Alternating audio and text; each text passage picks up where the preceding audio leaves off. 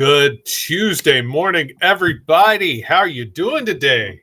We have got a jam-packed show because this is the last show of the week. We're taking off for Thanksgiving. We've got we're basically combining our Wednesday, Thursday, and Friday shows. So we're going to look at tech. We're going to preview, make our picks for the game, and then we're going to make picks for college football. So we are jam-packed. But we are not so busy that I can't ask the two burning questions that are on everyone's minds. The first being, Aaron, who's on the wall behind you?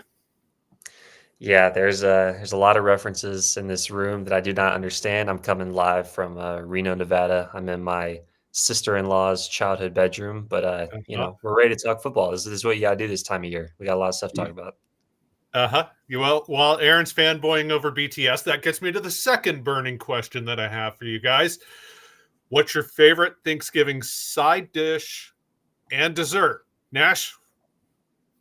Okay, well, it depends. Put me on the spot here, but I don't know if you can't call sweet potato casserole dessert. That's a side dish, but no, that's a side dish. Yeah, I'm gonna go dressing on the side dish because dressing with some gravy, there's like literally probably nothing better, and it is dressing. If you call it stuffing, go pack your bags, send you up right. north. You're a Yankee. Get out of here. You're not allowed. And then for I'm just gonna have to go with a classic pecan pie. All right, dessert. Aaron. Yeah, I'm mashed potatoes for side dish. Pretty solid. I eat them not just Thanksgiving. I eat mashed potatoes like pretty often, which I know isn't too normal. And then dessert, yeah, I'm not really a big pie guy, but we have like a family cake that's just like a classic meal in our family that we make every Thanksgiving. So that's kind of my go-to. It's like melted. It's like iced chocolate with graham crackers and like vanilla pudding, like multiple layers. It's pretty good. Yeah, almost like a Boston cream pie then. Like it's a cake, but it's pie. Maybe, yeah. Why am I not surprised, by the way, that I knew you were gonna come out with some, I'm not really a Thanksgiving guy or something like that. Just a little, yeah. And I want to reiterate, I'm not a pie guy, but that much pie. Travis gonna put me on the spot there. So wait, what, you're redoing yours? No, I said I'm not really a pie guy, but well, look, hey. And I did dessert, so it didn't have to be pie. But for me, when you get to dessert, you've probably eaten a lot of food. So, well, that's okay. That's the beauty of Thanksgiving is you get to eat a lot of food. It's family food and football. Well, Jaylee, Jaylee, that is my favorite dessert. Warm peach cobbler with vanilla ice cream, but we don't have that at Thanksgiving. Yeah. So me, it's definitely the cornbread dressing. It's my Mama Will's recipe, my great grandmother's recipe, and then minced meat pie. Which I'm bet maybe you guys probably have never even tried mincemeat. Yeah, I just said dressing, but I mean it's cornbread. I mean I didn't think I needed to clarify. Well, yeah, no, that's fine. If you're not putting cornbread in dressing, then you're again pack your bags, get up north, get out of here. I mean, yeah, or stuffing. Ooh, I make oyster stuffing. I'm gonna stuff the turkey. All right. Enough making fun of Yankees and their stuffing. It is time to get on with the show, but we got to say hello to everyone in the chat, including Benny Rogers, who's first in the Specs chat line this morning. Good morning, Benny, to you. Good morning to Mike Acosta. Hookem, Burn Orange Blood's got his horns up. That is the name of the show. Get your horns up, and he's following suit, as is Colton Bunting. The Opinion Sports Show checking in, wanting to know if everything's okay with Sandman. Of course it is. He's fine. Dustin Jones in the house. Zoe V in the house, who's about half the time he's first, so he's a little slow. There you go. Jay Lee is correct about that. Like this video already, or else you're telling the world you want Tech to win. So it's that simple. You either like the video and you're supporting the Horns, or you don't like the video and you're cheering for Tech. And something tells me he didn't watch the episode that we had when it was just us. No, I didn't. I told you I still haven't gotten to it. And see, Travis, the key is you put too many stipulations on the likes. You have to ask people out of the kindness of their hearts to like the videos. It worked well that one day. I mean, I understand you like your segues and you like you like to do it that way, but sometimes you just got to be the goodness out of their heart, because what if they don't agree with the stipulations, then we don't get any likes? It's just a whole mess. So, in other words, I was taking random shots. I was getting incoming while I was off that one day. Is that what it Not is? really. I just wanted to see if I could get more Yeah, it was likes with my it method was than I more did, but it's okay. test We've of a been doing theory. good lately. A lot of likes lately. It was a theory that was put to test. All right. Yep. So people were liking it just to spite me. That I hear you. I hear you. That's It was a fine. bit. Mom, the likes. We appreciate it. Thank you very much to everyone who gets the likes. Yeah, Jay Lee, we get it. By the way, Jay Lee with a question. It's $10 super chat. Let's get right to a $2 super chat. Well, it was generous anyway. 210. We appreciate it either way. Baxter with RB1 blocking went over 100 yards. I know Jay Lee. He asked us that question last week, whether the RB1 gets better blocking than the RB2. Yeah, I mean, Jay, we've chatted about this on Orange Bloods too, but I don't think that's the case. But Baxter looked good against Iowa State. He did pick up 100 yards, and I do think sometimes it is just a matter of getting the extra carries helps running backs get into the rhythm of the game better. But, look, he was looking well. He was looking pretty good right off the rip too. I think the big thing to me was like this was probably the best run blocking game you saw from offensive line this year. They look like they were dominant out there. They're winning blocks. When it came down to the 4th and 1s, the 3rd and 1s, they looked like they were actually getting that push that they didn't get before. You saw in the Jordan Whittington. Now that was also probably a little bit of scheme, but everything was blocked correctly. It's just that it was a good day blocking. I mean, I've had my gripes in the past, but I can't from that game. Yeah, there you go. Jay, thank you so much. I agree with you, by the way. I thought it was a good game run blocking, pass blocking. Few hiccups. And Christian Jones, I thought, still looks like he's recovering from injury. I honestly thought, maybe Cam Williams might have needed to play one more week. But anyway, still, Christian Jones is a stud. Nobody's questioning that. And we appreciate the super chat question, Jay Lee. And Linda Birdbike. Why is everyone up so early? It's 5:35 in the morning in Albuquerque. Hey, Linda, got a lot of family in Albuquerque, in-laws in New Mexico. Lived there for a year myself. Love it, but it's time to get up and get going. I mean, it's game week, big rivalry week. So let's get going with the show. We've got like I said, we've got a lot to get to. Sark in his presser said he thinks everyone who was available last Saturday will be available against Tech. In other words, he's saying he did say we'll know more later in the week, but he thinks Xavier Worthy and DJ Campbell will play. That's got to be big news, right? I mean, you would think having Xavier Worthy, one of your best players on the team, would be available would be a good thing. DJ Campbell has been lights out at right guard in the run block. That's got to be a good thing. So but having said that, I'm probably not alone in saying I'm pretty comfortable with the backups there. I'm pretty comfortable with Cole Hudson stepping in at right guard, and I'm pretty comfortable with the freshman whose name has slipped my mind. Jonte Cook. Jonte Cook. I'm pretty comfortable if Jonte Cook needs to step up and play. Am I off on that? Am I the only one? I definitely feel a lot better with Xavier Worthy in, obviously, because I just one of my favorite things about Texas is just like you have to respect so many different people on the field. It makes it hard to double team. It makes it hard to, shade certain areas of the field. It makes it hard to stay in like one coverage for the entire game. So it would definitely be a game changer for me if Worthy was out. But overall, man, Texas definitely has a lot of guys playing through some stuff. But as far as guys that should be available, you can't ask for much more this late in the season because, we see left and right all over the country. There's definitely a lot of teams that are banged up. So it's nice that the team is able to stay relatively healthy, even though some guys are definitely playing through some stuff.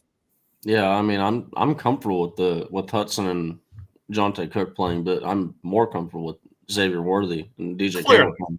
Clearly. Because it's not just especially with Xavier Worthy, it's not just a receiver that you're missing. He is a legitimate special teams threat and weapon. And it's honestly almost like he's been unleashed. Where either that or they've coached him up on the returning end, because the back half of the year he's been like a different returner. He's been a different animal back there. Yeah. And the crazy thing is he's had a couple already called back. Yeah. That should have been touchdowns. So he should honestly have 2 to 3 more touchdowns on the year in the punt returning game. So Xavier Worthy is a guy that I will like. It'll never be a case where we're better off without him, or we're like I'm fine with if we have to miss him, but that would just go to speak about the depth that Texas would have. But yeah.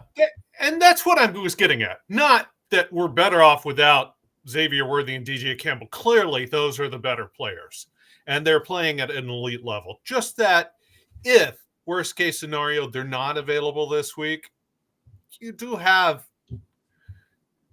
more than capable replacements. I think honestly the bigger thing to look at with Worthy is, I've mentioned this so many times with him. He's a guy that if you're in the stadium and you watch, ever since his first day on campus, he's been probably limping majority of the time when he's not on the field, when he's on the sidelines. And that dude, he plays like, there's guys that play hurt, and then there's dudes that get injured. There's a difference between being hurt and injured. Hurt, you're still playing football. Injured, you're not. Yeah. He's a guy that gets hurt a lot and does not get injured. And so to see him healthy and going back out there, that's a good sign to me. Couple quick chats to clear up. First off, along this conversation, Stanley Podolsky, Worthy got hurt in the Iowa State game and had to miss the last bit of the game. That's what we're referencing. Sark said he thinks he should be available, but he did couch that by saying we'll know more later in the week. Also, $4.99 super chat from Major Alexander. What rival are we playing? Did they change the opponent for Friday? No, Major, I wasn't calling Tech a rival. It's rivalry week in college football with games like the Egg Bowl on Thanksgiving Day, Mississippi State playing Ole Miss, the game, Michigan playing Ohio State. It's rivalry week in college football, not that Tech is a big rival of Texas. I have a quick question on the rivalry week. Yeah. Is it set in stone that we're playing Oklahoma the same time of the year in the SEC? And if not, would you be open? How would y'all feel if we started playing Oklahoma this time of year? No, it's definitely set in stone. They're not moving it out of the state fair. It's tied to the state fair in Texas. Okay. We need to be playing A&M this week, right? Yes, A&M is Thanksgiving week. I just don't want them to mess it up. Like they're not going to. I just don't want to see, because the only other way would be if they put Arkansas this week, which would be a complete blunder. No, they're not going to. I assure you. I mean, the SEC part of the schedule has not been set in stone. We know the opponents, but not the dates. They're not going to. I mean, Texas and OU would pitch a fit if they tried to move it out of the Cotton Bowl during the State Fair. The SEC doesn't want to do that. The schools don't want to do that. It is set in stone, and I can guarantee you A&M's going to be Thanksgiving week next week, probably next year. Again, probably, if I were guessing, it's going to be on Friday. I don't think the SEC is going to counter-schedule their own game, and I think they're going to leave the Egg Bowl on Thanksgiving Day. And frankly, I know I grew up with the Thanksgiving Day game of Texas versus Texas A&M. I love it, but it's not just that there's another SEC game being played that day. There's also 3 NFL games now. I mean, they have the nighttime NFL game on the NFL Network. It's better for Texas and Texas A&M if they play on Friday or Saturday. I'll agree with that. But at this point, just get rid of this. Like, quit playing Baylor, quit playing Texas Tech. Let's get a real rival in. Yep, I'm with you. Let's get to this other $5 super chat from Jay Lee. Thank you, Jay. Again, we appreciate it. Tech and OSU seem similar. Run, pass, balance. I think this is a great game to have before the championship game. Yeah, go Nash. Go ahead. I was gonna say I agree, but I think you might be. We'll see. You'll see in just a minute here. You gotta stick around, Jay Lee, because I think there's gonna be some surprising numbers on the Texas Tech run game from a couple people. I mean, the nice thing about when Texas is going up against a balanced team that has like a run-pass balance is Texas can make you one-dimensional pretty quickly. And if you're used to being a two-dimensional team, and then all of a sudden Texas forces you to pass the ball way more than you're comfortable with, that puts the offensive linemen in predicaments that they're not, accustomed to. Same with the quarterback. So, yeah, I mean, I think both are solid matchups for Texas. Obviously, Texas is a better team. They have been all year in pretty much all of their games. But yeah, I mean, I think it's a good point. And I think it's an advantage to Texas when they go up against these teams that are used to being able to run the ball a little bit. I mean, there's a reason why teams are running the ball the least. We're the fifth least. There's only 4 teams that are getting the ball ran less on their defense. So, we're about to get into this Tech game, but there's a lot of good matchups with this Texas versus Texas, which I really like for Texas's sake. So we're about to break that down, but we do have to comment on one more super chat question before we do that. Major Alexander 499. I made it official. Commitment announcements to Orange Bloods today. Don't let me down. Atta boy, Major. We love it. Thank you so much for your support. We're excited to have you on Orange Bloods. You will not regret it. It's going to be a little bit of a light week. I'll have a call him up tomorrow, though. So you've got that to look forward to. And then, of course, the War Room will go up Thursday night ahead of the game. So, yeah, this is a good time to get on board, Major, because with the Big 12 championship game looming, with potentially the college football playoff looming, we're almost to December and the early announcement, the early signing period. There's a lot going on, a lot to appreciate. We appreciate you getting on board. I mean, there are so many good articles. I mean, there really are. I mean, we share a lot on the YouTube channel, and the YouTube channel is great content, but just like the Alex Dunlap's Deep Dig, we have 10 Thoughts from the Weekend, Anwar's Sunday Pulpit, Travis's Wednesday column, and then we've got really good basketball coverage, really good baseball coverage when those roll around. There's just a lot of good stuff on there, so you will enjoy it. I was going to say there's a lot of baseball content that's about to be coming up if you're a baseball fan. So. Oh, a ton. And one final thing. We're just jam-packed show. Nash, congrats on the 5,000 X followers, formerly known as Twitter, to the moon. And hey, you know what? Ed is awesome. Kudos, brother. I'm at 470. If you guys want to help me get up to 500, a tenth of Nash's, couldn't hurt, right? I tweet every now and then. Look, I wasn't that far. At Aaron Little OB. Just saying. Look, I was just a little pup not that long ago. So all it takes is 1 or 2 seasons. There you go. Put in that work. Hey, we do have to get to this. All right. You know what? Before we get to that, we do have to mention Elite Sports Memorabilia is the reason we're here, guys. They support us. They've got a signing coming up. I said we're almost to December. Kelvin Banks will be doing his autograph signing in December, which is the perfect time for you because it's time to get on those Christmas gift train. It's time to go out and pre-order Kelvin Banks autograph memorabilia. You can buy it now, and it'll ship as soon as he signs. But the coolest thing is, and I mentioned this multiple times, you scan this QR code, look at the Tavondre Sweat, too. Hey, potential Heisman and can't invite to New York? Yeah, I don't know about all that. But hey, he appeared on a Heisman list, so you know what? I know. That's impressive. Yeah. We'll see. But Tavondre Sweat is a potential first round. He's also in the Elite Sports Memorabilia family. Kelvin Banks, though, like I said, if you pre-order your gear, you can actually also get a custom inscription. And that's something that once his signing is done, it will not be available to you. And it is very cool to be able to do that as a gift for somebody else or, hey, even a gift for you. So do yourself a favor, scan this QR code, go check out Elite Sports Memorabilia. I promise you will not regret it. All right, Texas versus Texas Tech. The line is 13 points in favor of the Horns. The over-under is 53.5. Baron Morton, Tech has won 3 straight games, by the way, and it coincides with the return of Baron Morton. Their starting quarterback, he had been injured. Incidentally, quick side note, Tyler Slough, whatever the heck his name is, Shuck, who started the season as the quarterback. Candidly, we're able to get Texas and Oklahoma out of here. That was the autoplay going off of Brett Yormark telling Tech to get after it. Tyler Shuck entered the transfer portal. He will be going to his third school. He's already out of out of Tech. So Baron Morton is back. They've won 3 straight. They're on a little bit of a roll, right? And I mentioned this yesterday. You go back and look at their games. They haven't been blown out by anybody. Not really. I mean, Kansas State gave them, I think, their worst game. But I like what their coach has done. They're a tough team. We talked about the culture with Texas a lot, and deservedly so. And speaking of culture, Sark's answer about what does that mean to him during yesterday's conference is phenomenal. Go check out our Twitter's Twitter Great feed. question from Anwar too.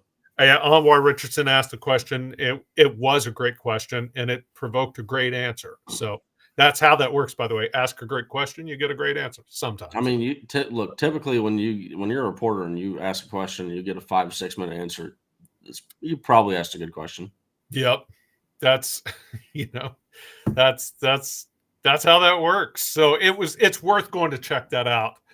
But Tech is a tough team is what I'm getting at. Everything says, look, 13.5 point line. ESPN Analytics has an 86.4% chance for Texas to win. Everything is leaning towards a big Texas blowout, but that hasn't been the case against Texas Tech this year. What are you guys seeing? Big picture. We're going to have to move kind of quickly because we got some picks to get to. But big picture, what are you seeing from Tech? Big picture, man. Like Texas Tech, this is a game. This is a team that you've mentioned that they haven't been blown out by any opponents. I mean, you look at Oregon too. They did everything they could to let Oregon blow them out. I mean, they were -4 in the turnover margin. If you go watch that game, it's one of the ugliest games that you could ever watch. As far as like, if you're a Texas Tech fan, that game had to piss you off because you should have won the game. Oregon should have a second loss on the schedule, but at the end of the day, they don't. Another at the end of the day reference, but yeah. So they're going to be a tough out, but I think it's going to be doable. Yeah, I think overall on Tech, you go through the stats, they're pretty average across the board. They're 6th in the Big 12 here, 7th in the Big 12 here, and it just like keeps going on and on. They've allowed 12 sacks this year, so I think this is a good chance for some of those Texas edge rushers, Barron Sorrell, Ethan Burke, to potentially have a big game. They haven't had too many big games this year. Obviously, you have the guys up the middle that will wreak havoc regardless. Red zone, they've been pretty average, so I mean, they've had some nice games from Taj Brooks. Obviously, they want to run the ball, but yeah, they've been in a lot of games. But we're about to go through the picks here, but I think it's still a decent matchup for Texas. But I mean, obviously, you have the usual stipulations of all the pressures on Texas. This is Texas Tech Super Bowl, but like nothing new there. Like all those, it's been the case every game this year for Texas. So not really worried about those aspects too much. So, Aaron, you mentioned they've given up 12 sacks, and that is. As we transition to our picks, this is one of the areas that I love Texas in this game. Obviously, the line play, Texas is going to have an advantage every week in the line play. Frankly, even if they make the playoffs and go up against Georgia, I think Texas will have the advantage on the line in that game too. I mean, that's how good this Texas line is on both sides of the ball. But the flip side of that is Texas Tech plays a very aggressive defense. They try to get after the quarterback. They try to make play. They're not a drop 8 into coverage type style of defense. They are a get after it, get upfield, get pressure on the quarterback style of defense. And that kind of has me licking my chops for Quinn Ewers this week. So that's where we're going to start our picks. Quinn Ewers, what do we think Quinn Ewers is going to do? And I'm going to go first because I mentioned I'm bullish on Quinn Ewers this week. I've got him going 29 of 42, which that percentage may be a little low. And I will.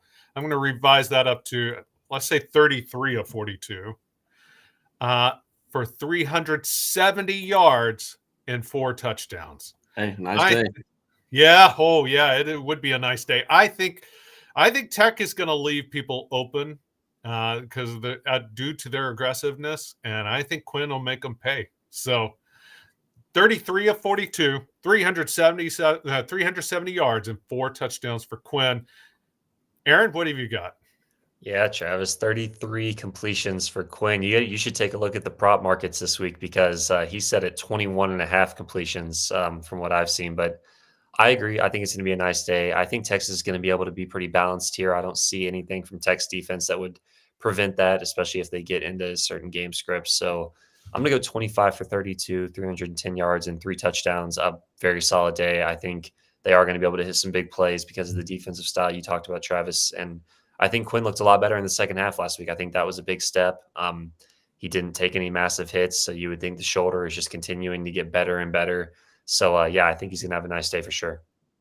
I mean, I'm right there with you, Aaron. I think that I mean, our numbers are basically pretty much the same. It's just add 2 receptions and 2 attempts onto my numbers. I got him going 27 completions, 34 attempts, 325 yards on the day, 3 touchdowns. I think that this is, and part of the reason why my numbers were lower than Travis's is because I think that I think there's a chance that we're getting to the point where we see a Malik Murphy come to the game before he gets to, but before Quinn Ewers ever gets before he hits the portal. Oh no! I mean, I'm just kidding. No, I know, but I'm like to be serious on this. I think that I don't think that with Quinn Ewers coming back from the injury, I just don't think they're going to put that much load on him this week, unless we'd have to be in a shootout at that point. That's fair, and I'm probably overcooking the books a bit. You guys are probably more in line with what will happen. I think just in general, though, I expect Quinn to have a good day. I mean, look, I think pretty good day from all of us all around. Yeah, exactly, and including some game breaking plays. Tech can be had. Again, I think they're a tough team, but they can be had. So we're going with that. Listen, this next Xavier Worthy, this assumes he plays, right? Because if he plays, all bets are off. I mean, if he doesn't play, all bets are off. But assuming he plays, because I'm so bullish on Quinn, I've got to be bullish on Xavier Worthy too. So I'm going 10 catches for 145 yards and a touchdown. Nash, what do you have? Big plays, 8 catches for 125 yards, 1 touchdown. I think that this is a week that, I mean, every week he has the yards after catch potential.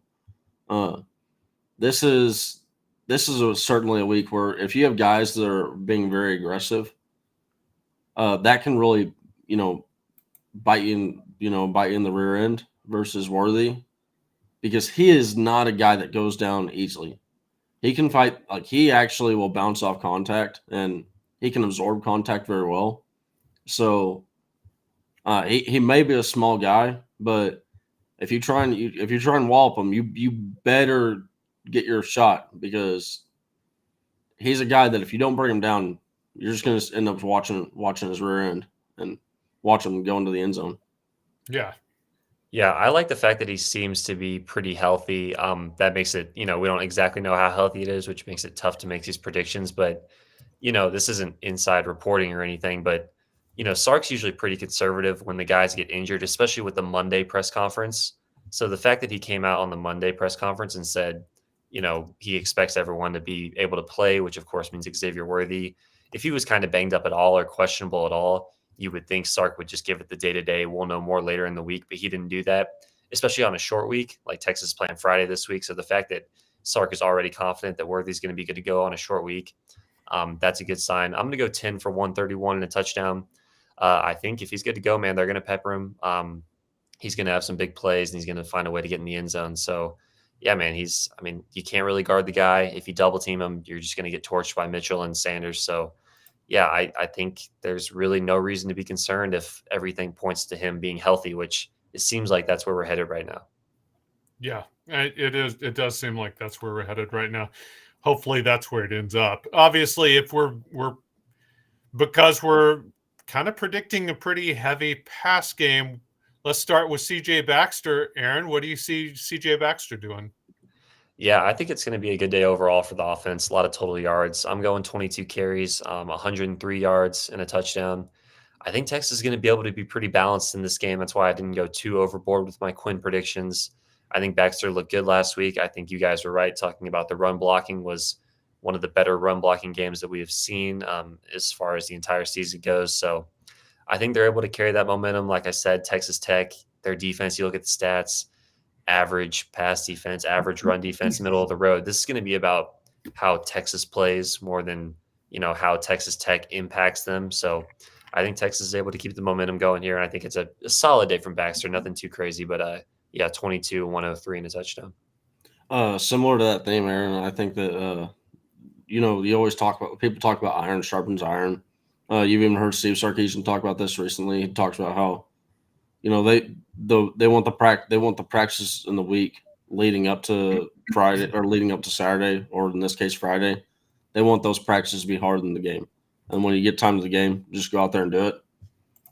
This Texas Longhorn rush attack is going to be going up against a defense that is far weaker than what they'll be going up against in practice. They should be able to handle them. And a similar theme to with my Quinn Ewers thing, I just don't think that the starters are going to be in there that long with my current score prediction. So I have 18 carries, 120 yards, and 1 touchdown. 18 carries is still a lot of carries. It is still a lot of carries. I kind of struggled with what to do with the carries. I almost went lower on the carries, and I ended up adjusting up. I split the difference between you two. I started to say 18, and then I was like, let me give them 2 more. So I went 20 for 100, just a straight 5-yard average per carry and a touchdown, which let's get to the first touchdown of the game, because I have him scoring a touchdown, and I think he's going to get the first one. I think CJ Baxter gets the first touchdown of the game for the Horns. Nash? Look, I'm sticking with Adonai Mitchell. If it were not for a holding penalty, I'd be sitting pretty on my Adonai Mitchell from last week. But look, he is if there's anything Texas Longhorns. If there's anything that says, hey, who's going to score a touchdown, you have the ability to pick Adonai Mitchell. That is probably That's one the of the low-hanging fruit. Outside of a running back's low-hanging fruit too, but still, outside of that, even with that considered, Adonai Mitchell is really low-hanging fruit, especially when you start talking about getting into the red zone. Yep. Aaron? Yeah, this is a tough one. I predicted 3 passing touchdowns. I predicted 1 rushing touchdown. I'm going to go with Baxter first, though, even despite that. I'd be lying if I said I had some insane logic here. I'm just going with Baxter, shooting my shot. I think he's going to get the crowd fired up early.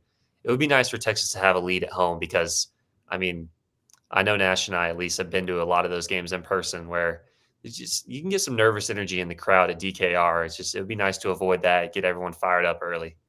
Yeah. Look, if it's you, when you're in the stands, and you can feel it, man. Yeah, when they don't score, it's like, oh no, not again. Yeah. Here we go. But I do got angst.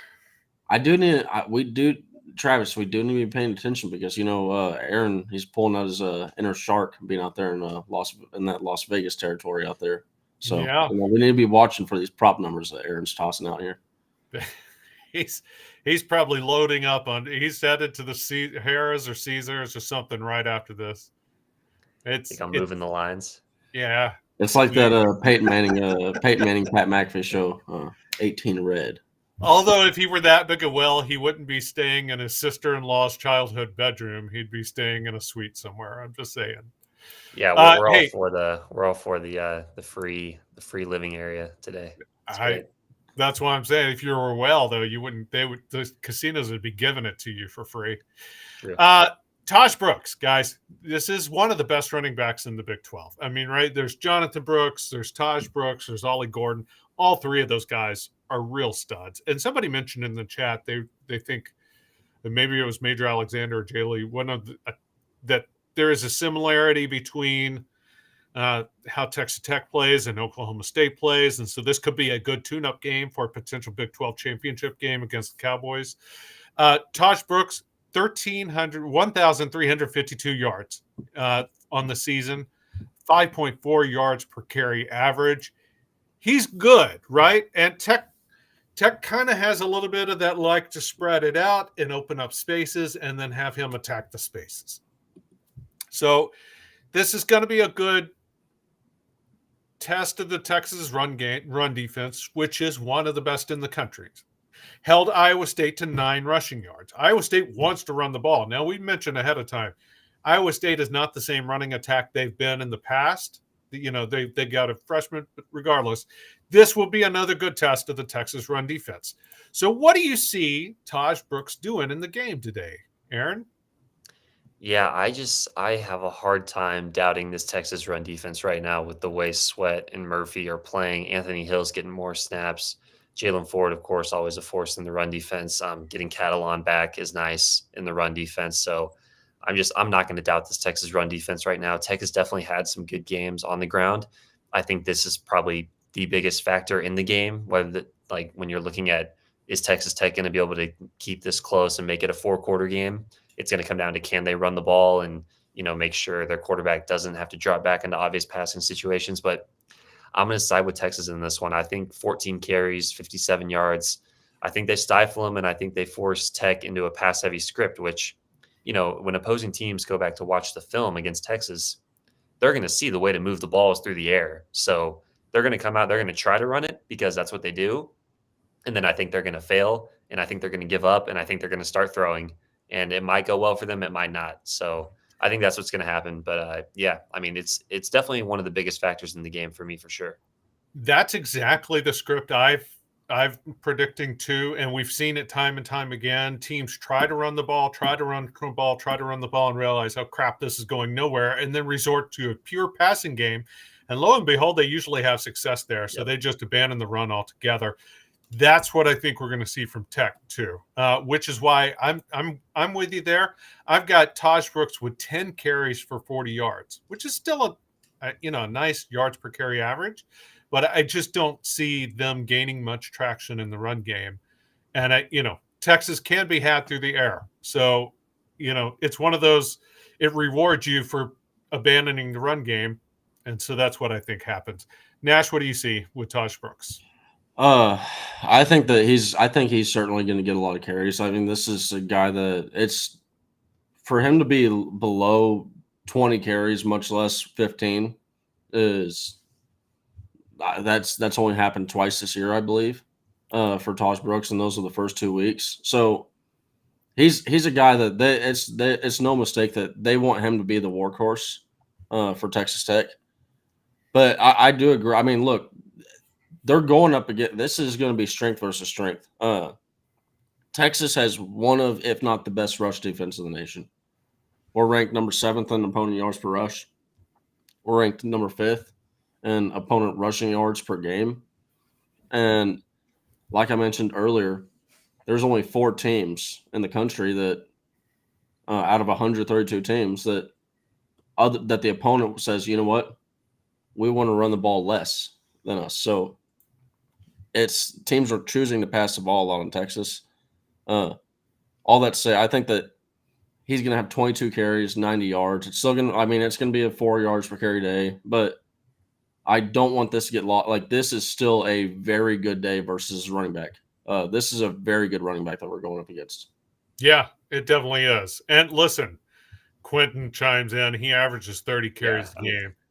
If Tech tries to run the ball 30 times against this Texas defense, it's going to be bad. Well, and to what you said at the end there, Travis, I think that it's almost like a false sense of security to think that the pass is there. Because what you end up doing is you spend a lot of time getting passes that they're not going for a lot of yardage on majority of the passes. When you talk about yards per pass, we're actually – it's 7.2. It's not amazing, but it's not like they're, 10 yards, 8 yards per pass attempt. And then also, there's at the end of the day, there's only 14 teams that are letting up less points in Texas. So there is a false sense of security that gets, given out when teams start thinking, okay, well, let me start passing the ball all the time. I agree with that, except they end up getting rewarded more times than not and making it a close game and putting up scores. I just think those plays come few and far between. It happens. And by the way, this isn't on our predictions list, but I like it. I'm going to go with a gazillion. They're going to go for 4th down a gazillion times this year. So they should. As they should. That's how you win these games. You've got to, if you're underdog on the road by 13 points, and you don't have the best defense, and you got to go for it. I mean, you got to be aggressive. So I would not fault them for going for it pretty much in any situation. And Well, you and know they're what, going to though? be. Go ahead. I was going to say, like, Texas Tech was the catalyst for a lot of people. If you were a Texas Longhorn fan last year, you were griping about the money downs. You know, third down and red zone issue. It was an issue last year. When it got down to when it got down to the being on the money, defense they faltered. This year it is completely different. We are the number 3 red zone off, especially when you talk about touchdowns. I think we're the number 2 or number 1. And then you look at the opponent third down conversions. When it comes to the money downs, this Texas team they are hard to it's hard to come by. It is. So this gets us into the picks, by the way. I think Texas Tech is going to be playing behind the chains a lot this week. God, especially if they do try to stick to the run. I think it's going to be bad. But more importantly, they're not a good road team, right? They did lose to Wyoming on the road. They've struggled they haven't had a lot of road games, true road games, but they've struggled when they've been on the road.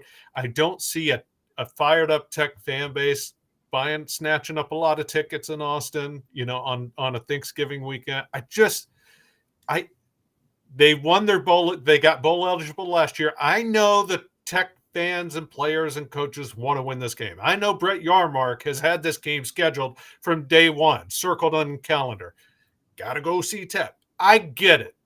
But at the end of the day, when they get hit in the mouth hard, I don't think they're going to fold. They're not that team. I've already said they're a tough team. They want to fight. But it's also the end of a long season that has been much harder than they anticipated. So I don't see them folding, but I don't see them surviving.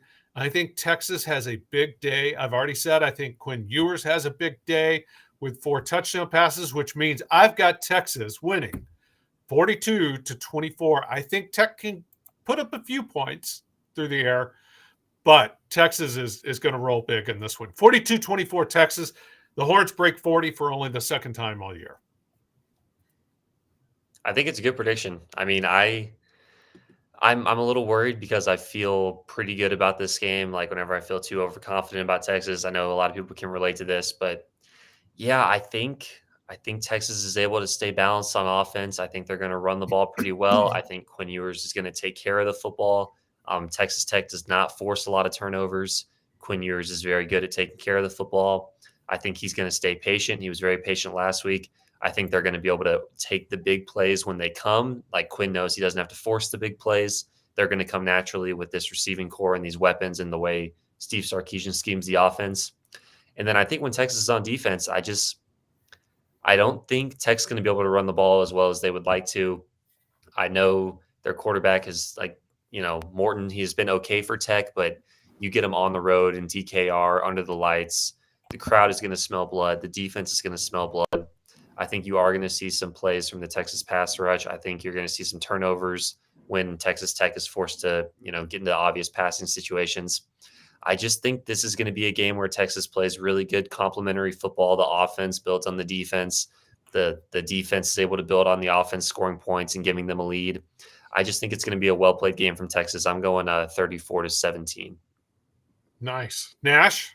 Yeah, I mean, when it comes down to like the pass run split, I'm just the Texas pass defense. We're averaging 35.5 points, or not 35.5 attempts against us per game, and that's almost feeling like you're putting Barron into a area where he's not used to being in. He's not comfortable in. Yep. The highest pass attempts he's had is 37, 36, and 34.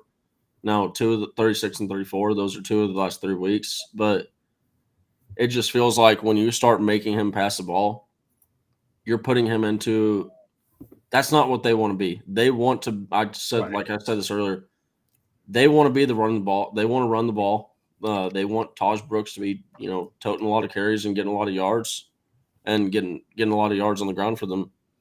Barron Morton, he's only had 2 games over 200 yards this year. So – I think that if you can force him to go and try and put the ball through the air, do something that he's not comfortable doing, then They don't put a lot of points on the board. I got Texas Tech scoring 10. Also, as much as people want Steve Sarkisian to go out there and just try and blow Texas Tech out of the water, I want to. Look, the whole comments, all that stuff. We want him to hang 90 on these people. But Steve Sarkisian, he's going to go out there. He's already said in his press conferences he doesn't give a crap about all that. He wants to go out there and he wants to just secure the win. Just get us to 11-1, and all the other stuff will work itself out. He's not worried about style points or anything like that. So I think we're going to have 38 points on the board. Still a good day. Go. All right, listen. Hey, guys, if you want to win a free Jonathan Brooks autographed jersey, now's your chance. We're not having a show later. This is the one that in order to win the free Jonathan Brooks jersey, you need to first hit the like button. Again, you should do that out of the kindness of your own heart. Or you should do it because, you realize that if you don't, you're cheering for Tech. Well, this is the one where you're actually allowed to put the stipulation, Travis, because it's actually a requirement as part of the giveaway. So it is a requirement. That's the first step in order to win the jersey is hit the like button. The second step is you need to subscribe to the channel. And by the way, there's a lot of great content coming up anyway. That helps you, but it's also a requirement to win the jersey. Hit the like button, subscribe to the channel. And the final step is when the show is done, in the comments section of the YouTube page, not the Specs chat, but the comments section, predict the final score of Friday's game. The first person to correctly predict the game wins the jersey. We've been trying to get this thing away for weeks, and nobody has stepped up to take it. Now's your chance. Well, I'll blame the last couple weeks on a bunch of wonky scores. Like who's predicting T'Vondre Sweat to get his big mitts up there and get not only just a blocked extra point back for 2-point conversion, but also because we technically had 2-point conversions. Yeah. That's an Austin Jordan 2-point conversion and then a Jordan Whittington 2-point conversion. There you go. That may have been my favorite play of the year. Yeah, there've been wonky scores. I'm not saying it's easy, but I'm saying it is your chance now to step up and do it. The other thing you need to do, hey, look, we are just days away from Thanksgiving. There's going to be a lot of friends, family, whatever you've got going on. There's generally a lot of people. You've probably got those relatives that drive you nuts. You may need a nip or two of something, an adult beverage. There's only one place to go to get that. Specs, of course. They've got locations all over the state. They're easy to find. They've got everything from fine wines, good craft beers, spirits, scotch, whatever you need. They've got, including good treats to have around, little snacks to have around the house for guests to mill about and munch on while football's playing. I love It's got everything you need. So go hit the Specs now before the traffic gets crazy, or check out the Specs app or Specs online, and you can have it delivered. No matter what you're needing, Specs same-day delivery can save the day with our Specs app or online shopping. From world-class wines to hard-to-find spirits and craft beers to gourmet foods, delicious snacks, and spectacular sweets. It's Specs. Cheers to savings. Awesome. And real quick, thank you to Broke. Happy Thanksgiving to you too, my friend, and everyone in the chat, everyone who watches this show. We really, genuinely, truly appreciate it. From the bottom of our heart, we are very thankful for each and every one of you. Hey, it's our Friday show compressed into Tuesday now. It's that time to make our picks, our college football picks, and abbreviated college football picks. And we're going to try and go fast. Last week was, I predicted this. We would all have a middling week of college football picks, and that's exactly what happened. But it was kind of one of those weird weeks where all the favorites kind of got tested, but they still won.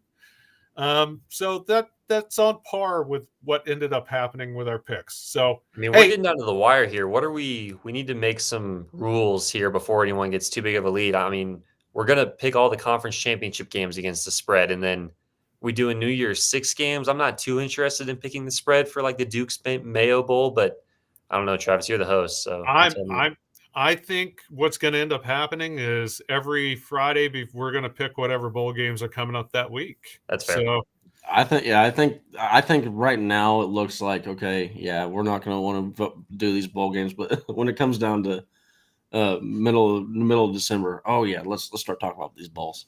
I mean, look, I'm a junkie, so I'm on board with the Duke's Mayo Bowl. I'm on board with the Armed Forces Bowl. I'm on board with all of it. I try to watch as much as I can. It's hard to convince the wife that that time is needed for college football, but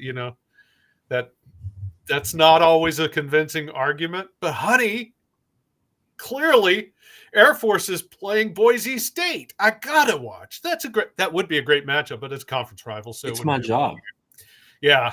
So anyway, we've got games to pick this week, though. Again, rivalry week, not for Texas, but for the rest of them. And we're focusing mostly on the games that matter in the college football playoff race. Not that I'm looking ahead, but not that we're looking ahead, but frankly, that's what you care about too, right? So that's what we're going to do. Let's start with the game.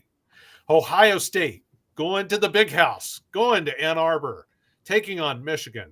Michigan are 3.5-point favorites, over under a 50.5, 50.5. Aaron, who do you got? I am excited for this game. I think it's a big one. Jim Harbaugh not going to be on the sideline. Obviously, this game is in Michigan, as you said, Travis, -3.5. I think Michigan has been the better team all year, slightly. Ohio State's been solid. They've gotten better as the year has gone on. Marvin Harrison Jr. is obviously electric. Their offense has gotten a lot better. I still think Michigan is the slightly better team. They're at home. I think the best unit in this game is the Michigan defense. Give me America's team. I'm going with the Wolverines, -3.5. Nash, are you on board with the sign-stealing, Harbaugh-less Michigan Wolverines? Who are you taking? No, they are. Recently, they have not been scoring a lot of offensive touchdowns. It appears. I mean, look, crazy thought that when you're, oh wow, hey, I don't know what the defense is running. I don't know exactly what the defense is about to do. So I'm not able to have the same amount of success. Crazy that when you don't know the other team's signs, that you're not going to have the same amount of success that you did before. So they've experienced a dip in production, as well as they don't have their head coach on the sideline.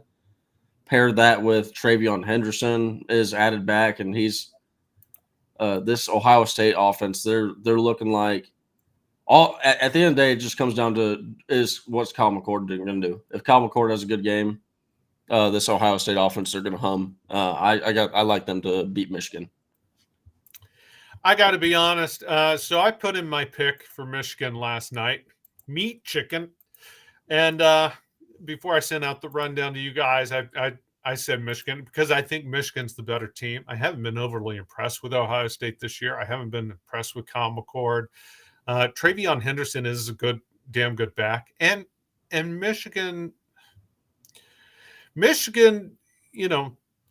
can be susceptible. I do like the Michigan defense, but when you watched the Michigan-Penn State game, Penn State was eating their lunch in getting to the passer, getting to J.J. McCarthy. That, especially the right side of Michigan's offensive line, pretty weak. Ohio State does have a good defense. So I started backtracking on my thoughts, and maybe I should go switch it up to Ohio State. All of that to say, at the end of the day, I chose to stick with Michigan just because I just think they're the better team. I'm not impressed with anything Ohio State has done. So they're going to have to show me something. I know Michigan hadn't played anybody and they struggled last week, but I think that had more to do with all the hoopla and everything surrounding. This week being Thanksgiving week, I think is actually an advantage for Michigan because it allows them to work without distraction. They're not going to have to hear it all week. People are distracted by the holiday. I think that's a good thing for Michigan. It's a home game. Give me the Wolverines. Well, it's important to note they're also down 2 coaches. They did have to fire a coach. They fired their linebacker coach because he's part of the cheating, lying, and stealing, and covering up, which to me is almost as big a bigger sin than the actual stealing. I mean, it's basically admitting that, okay, yeah, in 2 to 3 years, we're all going to have all these wins are going to be vacated, which is also another reason why the college football playoff should not have them. Why would you ever let the team that's going to – if you know that if they win a national championship and you know if they win, it's going to be vacated, why would you even let them go? I don't know. Well, they're gonna get to play, assuming they win. But the catch out of that, by the way, is if they lose, there's no way a one-loss Michigan team is getting selected to go into the playoffs. It's just not happening. So I've got Michigan, and I look forward to the Tiger King style documentary on Connor Stallion someday. Let's move on. We've got Florida State versus Florida. This one's in Gainesville. This was the battle of the backup quarterbacks, by the way. So obviously, Jordan Travis with a horrific injury. It really did pain me to see that. You don't want a team to not have their star quarterback, but Florida's without their quarterback. I wouldn't call him a star, but Graham Mertz is out as well. The backup quarterbacks will take the day. FSU 6.5-point favorites on the road. Who do you got, Nash? Florida. I have no ability to trust Florida. Them in Oklahoma. They just keep letting. So I'm probably going to end up being wrong picking Florida State now. But I don't know. It's one of whether if I put my faith in them, they let me down. If I don't put my faith in them, they don't let me down. They say you should put my faith in them. So I'm taking Florida State. But yeah, this is just a total crapshoot with the game of the backup quarterbacks. Yeah, obviously, huge game for Texas and Texas fans. Everyone should be locked into this one. I don't think it's going to be fun to watch. You've got two backup quarterbacks. I don't really know what to expect from either one.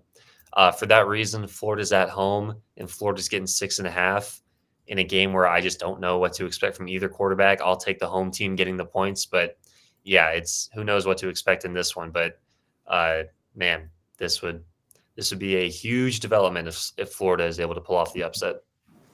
Yeah, I don't think they can, but it is a rivalry game, and Florida has played games closer lately. They haven't been able to pull off the win, but like what they did on the road in Missouri last week was impressive.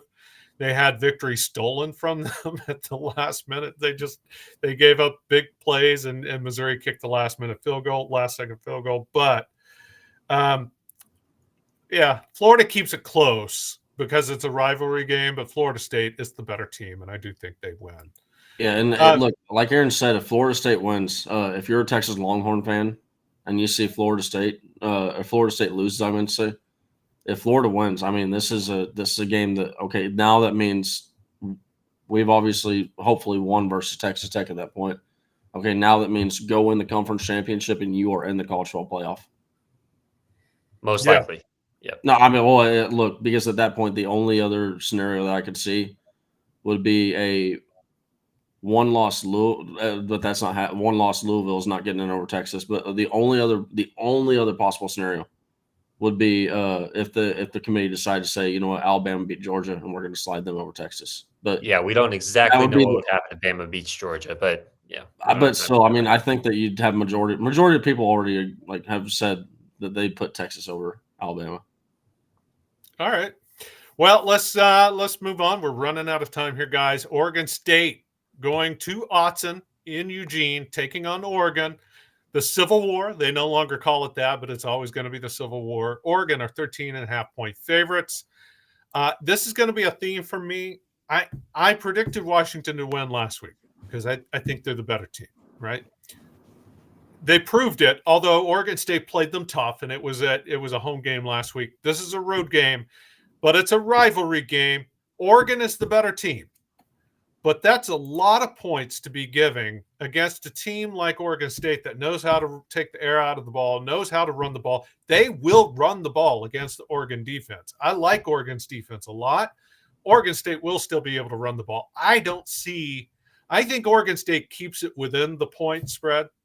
13.5, a lot of points. Give me those points. I'll take Oregon State. Oregon wins, but I'll take the points with Oregon State. Yeah, I like Oregon here. I mean, Oregon had an easy game last week, so extra time to prepare for this one.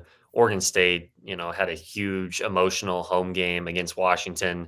Now they've got to turn around and play their rival on the road. I think Oregon is one of the best teams in the country. I've been saying it all year. They look amazing. They're very balanced on offense. They're balanced on defense. I think they're going to put up a ton of points. I don't think Oregon State keeps up. I'm going to lay the points with Oregon. Yeah, I mean, I think I think Oregon, they're just too good for me not to put my faith in them. I think they're potentially going to win the Pac-12 this year. Headed to the Pac-12 championship, looking like they're going to potentially be that one-loss champion out of there. So I'm going to go with Oregon to cover. Fair enough. I mean, Oregon has looked phenomenal this year. I'm still getting crap, but for putting Oregon ahead of Texas in my fictitious Gailey poll that I put in my column each week, which again, people, it means nothing. It's a poll of one person, me, and I think Oregon looks better. I love them, but Oregon State for me takes the points. Moving on to the Apple Cup, staying out west though. Washington State going to Seattle. The Huskies are 16.5-point favorites. The over-under in this one, by the way, 68.5 points. They're expecting a lot of offense. And I think the Huskies have it in them to beat them. Washington State looked good early in the season and have struggled since. I like Cam Ward a lot, but I don't think he has it in him to keep this one close. Give me the Huskies. I just don't think Washington's defense is that good still. I mean, I know it's not a hot take, but they're laying 16.5 points. They're coming off, obviously, an emotional road win against Oregon State. Just talked about that one. It's a quick turnaround for that one after a big game like that. I just think 16.5 is a lot, especially when I don't really trust Washington's defense. So I will take Washington State plus the points. Yeah, I mean, I honestly probably do agree with you there, Aaron. But I don't know. For some reason, I'm just going Washington on this one. No real reason. Just gut feel. Just Washington. Well, they're the better team. I mean, that's as good enough reason as any, right? I mean, again, it put up a lot of points. That's a lot of points. It is. I don't know if you guys have noticed a theme. We've picked in 5 games. All 4 so far have had a nickname, right? The game. I take that back. I guess there's no real nickname for Florida State versus Florida. Never mind. Anyway, well, I mean, three of the 4 have had it's a state battle. So and we'll make it 5-5. The last game we're picking: Alabama versus Auburn, the Iron Bowl. Bama 15-point favorites, over under 48.5. This game it's being played in Auburn, if I'm correct, right? Sometimes they play it in Birmingham or someplace neutral site, but I think this one is going to be in Auburn. And I'm just kind of vamping while I look that up real quick. Gamecast. Yeah, it's at Auburn. Yeah, it's at Auburn. So Jordan Hare, I don't know why they pronounce it Jordan when it's spelled Jordan. Whatever. This is something we'll figure out when we move to the SEC. You know, I've never cared to look it up. We may do that once Texas actually travels to Jordan Hare in Auburn. Bama clearly is the better team, right? But again, rivalry game. Things are not a lot of that gets thrown out the window in rivalry games. That's why I keep going back to this. Well, Bama's the better team. They're gonna win. Auburn keeps it close. I'm taking Auburn and the points. 15 is a lot, but my picks prove I've been wrong before. So, Nash, who do you got? I'm taking Bama here. I think that this is going to be another big win for Alabama this week. And then this is honestly this should probably set up some fun conversation with Georgia having beat Alabama, or not Georgia having beat Auburn only by 7 points earlier in the year. So that should set up a little bit of fun conversation going to the SEC title game. I like Nick Saban in these spots where he knows like he kind of needs some style points. He needs to make a statement. Auburn's reeling, obviously horrible loss last week. Bama's defense looks a lot better. Jalen Milroe looks a ton better. I'm going to lay the points here with Bama. I just think this is one of those spots where they lay the smack down because they know they don't just need to win. They need to lay the smack down. So I think they will. All of that makes a lot of sense. I struggle with, again, rivalry games. It's just the logic tends to go out the window, and we've seen it time and time again. So that's the only reason I'm taking Auburn. You guys are logically very well. I mean, hey, look at what happened with Oklahoma. Exactly, and that's literally that's not even like trying to like talk crap. I'm just saying. No. But that's my point. The better team loses a lot. I've watched Charlie Strong win the Red River shootout against Oklahoma. It happens, right? So I watched just Tom saying. Herman do it. Well, Tom Herman put together some good teams. I mean, he at least had a 10-win season. But hey, guys, that's it. We did it. We got through it. We're only 6 minutes late. It's not bad, right? We're doing okay. We pushed longer. We pushed longer in non-Thanksgiving episodes. We have gone longer. Listen, Aaron's seriously, you guys everyone, don't produce the next show. I know. I was sitting there thinking about like the juxtaposition of Aaron's face, and Travis is like, yeah, and then Aaron's just sitting there going, my pain. Oh well, he'll get over it when he gets his non-pie dessert on Thanksgiving Day.